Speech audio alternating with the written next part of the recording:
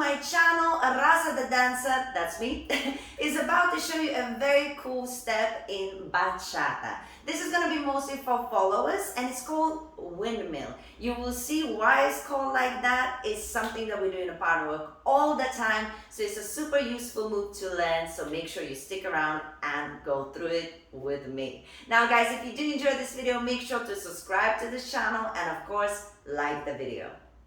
Okay, so firstly, let me just demonstrate it in a slow count and maybe you'll pick it up straight away. But I still recommend staying till the end of the video because there's going to be some tips in the end. Make sure you stick around. So we're going to start as a follower on one on the right foot and just a basic step. The preparation is going to be on 3 and 4, okay? So have a look. We have 1, 2, 3 and 4. That's your preparation, and then you start your turn to the left on 5, 6, 7, and 8 is the tap. 1, 2, 3, and 4.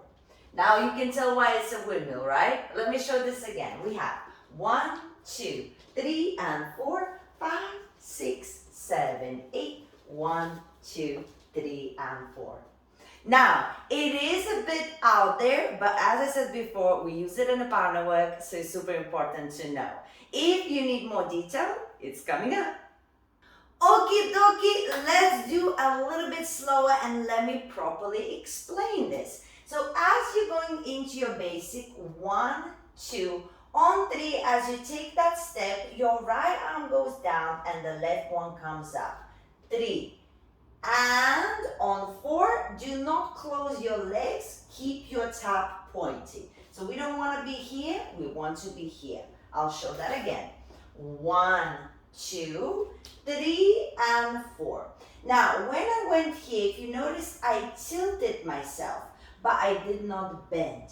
So we want to try and avoid relaxing our core. Our core is engaged, and the tilt happens through here and right here. And I relax, but my core is engaged, it's keeping me still upwards. Now, as I turn into the left, each arm changes position with each foot. So if I step on my left arm goes down. If I step on my right foot goes down. If I step on my left foot, left arm goes down.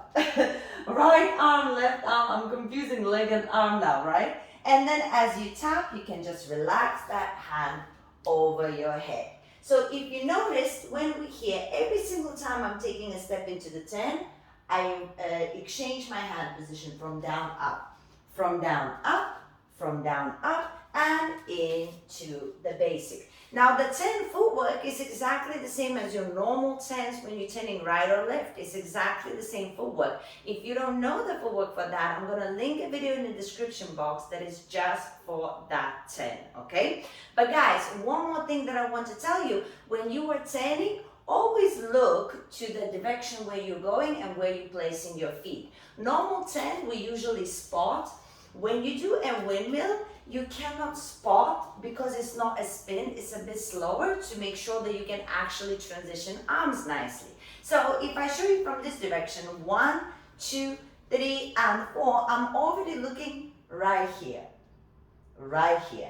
And then with each step, this is where I'm gonna look, this is where I'm gonna look, this is where I'm gonna look. Come up, into the basic, yes? The most important thing is to keep your arms straight, but not tense. Don't tense up, there's no need for tension, only engage core. But in general, the arms are straight but relaxed. And all you're doing is using this part of your body to actually move your arms, right? From up to down. And try not to move your arm if the leg didn't go. If you match the arm and the leg, you're gonna be okay. So if something mismatches, think about that.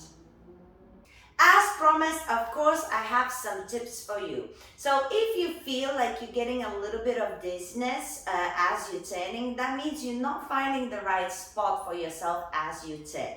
So my number one tip would be try to make sure that you're not just randomly looking down, you actually have something to focus on. So as I'm going here, I actually see whether my foot, whether my hand, whether something like on the floor, something that could make me focus. If I just blandly looking down but not actually focusing on particular thing, then things start spinning and it's hard to keep the balance. So that's tip number one. Another tip that I can give you is to really try to work your core, and as you prepare, engage the core, and as you prepare, make sure to keep that engagement as you're moving your arms. So your body is bending only this much. It's not actually relaxing. The moment you relax, your body takes over. It's really hard to have control whilst you're doing those arm transitions. So the more engagement you have here, and it's just a little tilt because of the arms, the better you will feel about yourself. And ultimately, don't be afraid to stick out that leg, yes? We are so used to bachata and tap, and tap. Don't worry. Out, step, step, out. Don't be afraid of the little step out. You might actually even feel that it keeps you more in balance and you feel more confident. And it's actually cool as a styling thing as well. Now, if you feel like I haven't covered some sort of tip, leave a comment and I'll make sure to get back to you.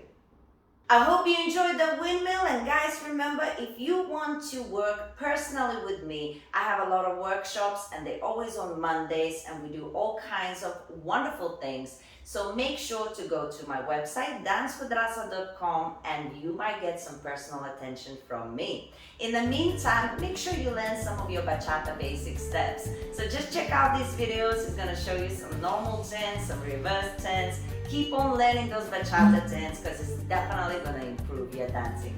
Guys, I appreciate you watching this and I hope to see you soon.